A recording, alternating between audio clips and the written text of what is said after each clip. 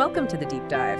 Today, we're really getting into some foundational moments from Jesus' early ministry. We want to pull out some powerful insights from the Gospels. Yeah, insights that often challenge, our usual ways of thinking about faith. Exactly. We're going to unpack how Jesus pushed people beyond just sort of knowing about him to actually having this transformative belief. A belief that really changes things deep down.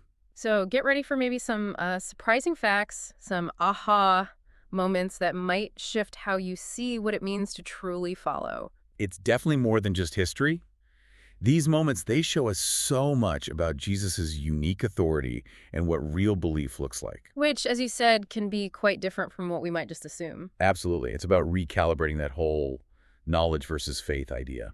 Okay, let's dive right in. First topic, a new base for ministry Capernaum and the power of his words. So, Jesus had faced rejection, serious threats even, back in Nazareth, his hometown. Right. But he doesn't retreat.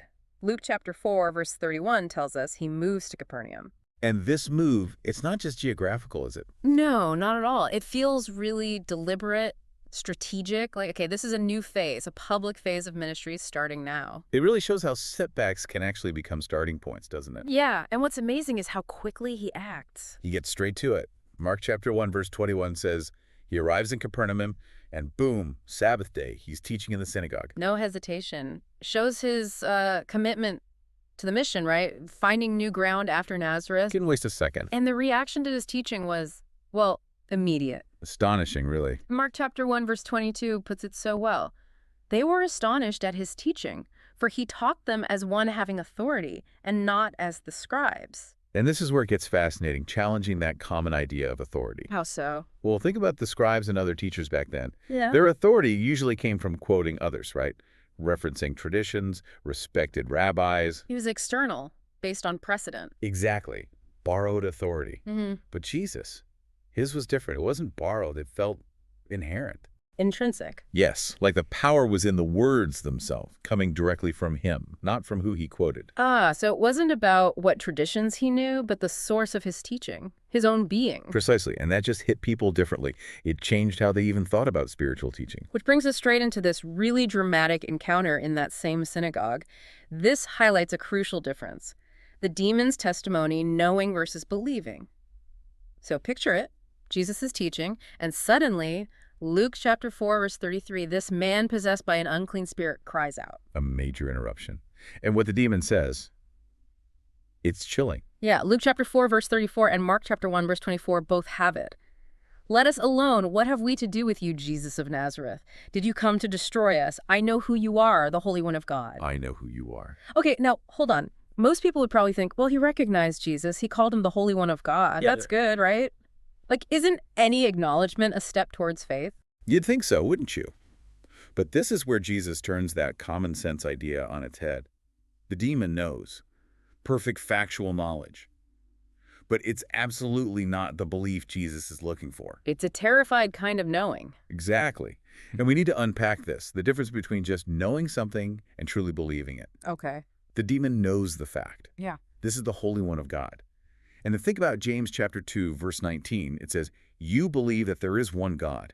You do well. Even the demons believe and tremble. Wow. So demons believe facts, and it makes them tremble. Right. They acknowledge the truth, they react to it, but it's with terror, not trust. So belief that saves, belief that transforms, it's more than just knowing facts, even correct facts about God. Absolutely. That knowing the demon has, it's just acknowledging reality, but without any commitment, without trust, without surrender. It's rooted entirely in fear. Fear and self-preservation. He thinks Jesus is there to destroy him. He doesn't grasp the saving purpose at all. He sees the power, but only its potential threat to him. So this is a key point that defies common sense.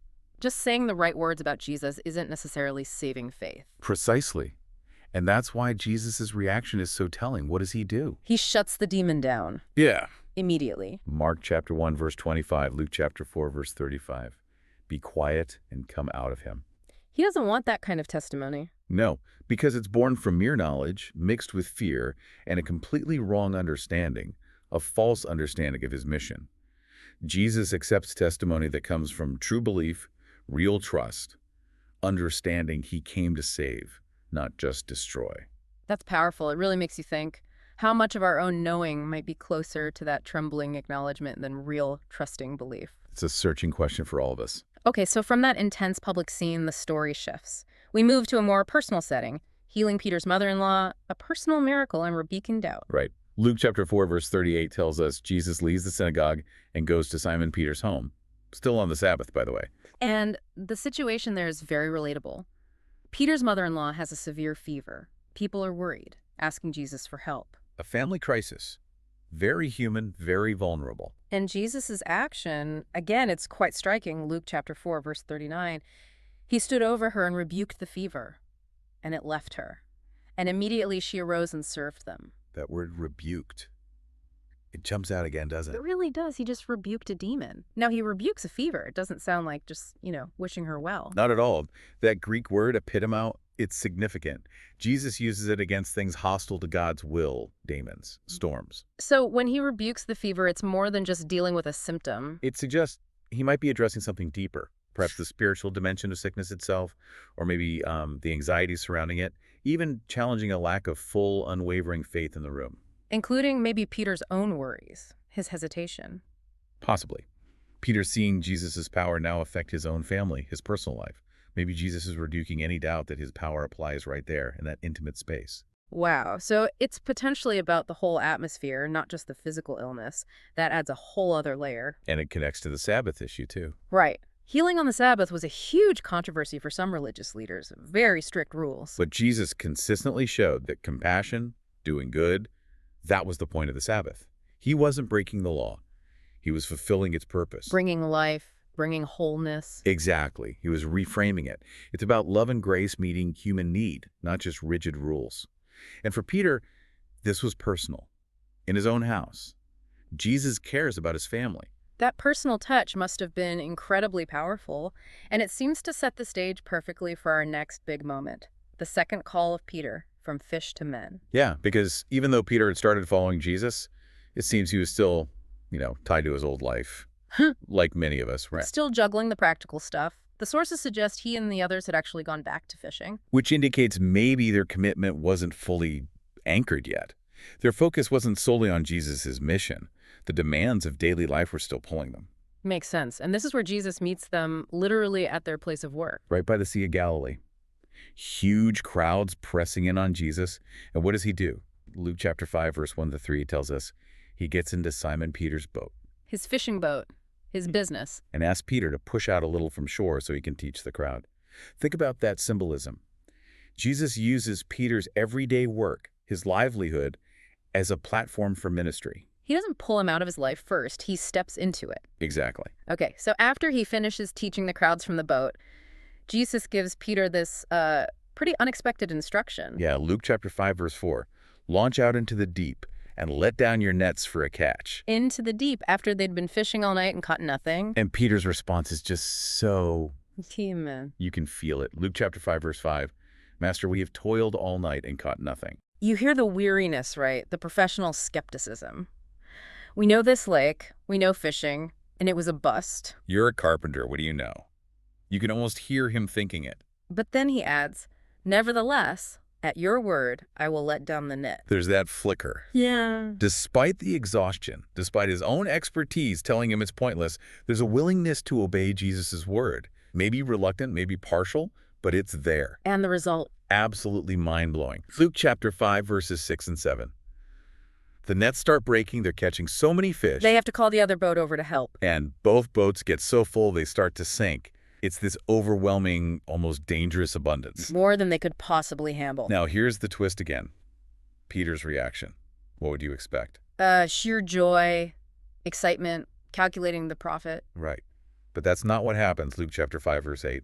When Simon Peter saw it, he fell down at Jesus' knees, saying, Depart from me, for I am a sinful man, O Lord. Whoa. Not thank you for the fish, but go away, I'm unworthy. It's profound.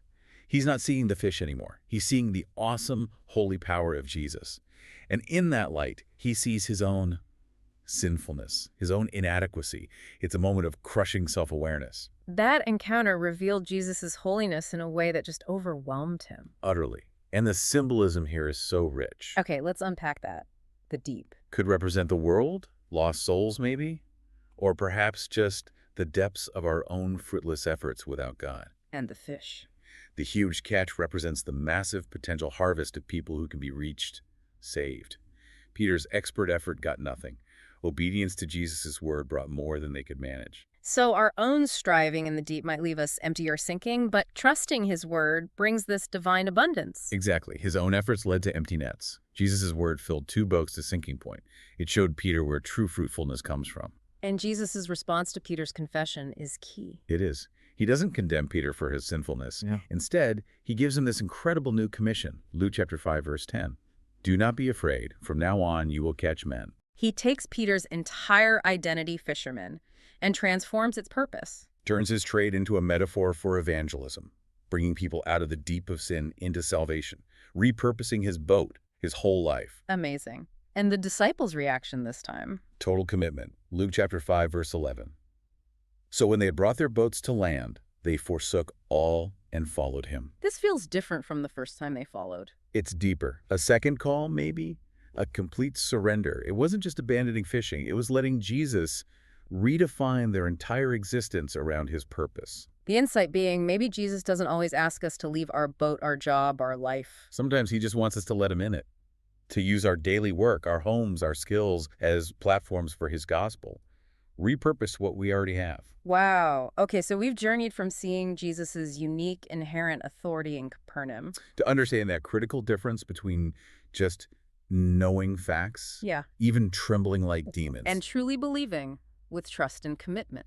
And then seeing Peter's personal transformation from struggling fisherman to a fisher of men, his whole life repurposed. It really highlights the power of genuine discipleship. It does, and it reinforces that idea. Jesus can step into any situation, any job, any boat we have, and turn it into a place where his purpose unfolds, where the gospel spreads. It's not always about dramatically quitting everything. Often it's about allowing him to infuse what we're already doing with his meaning, his eternal purpose, making our daily grind profoundly significant. So as we wrap up this deep dive, here's something maybe for you to think about to apply in your own life. Where might you be operating more with that knowing, acknowledging facts, maybe even feeling some unease rather than a deep believing that involves real trust and commitment? That's a challenging thought. And related to that, how might Jesus be calling you? Maybe not to abandon your current path, your job, your family situation, your passions. But perhaps to invite him fully into your boat. Exactly. To allow him to use your daily life, your work, your skills, whatever your boat is, as an instrument for a much deeper purpose, for catching something far more profound than you could ever manage on your own. Something to definitely reflect on.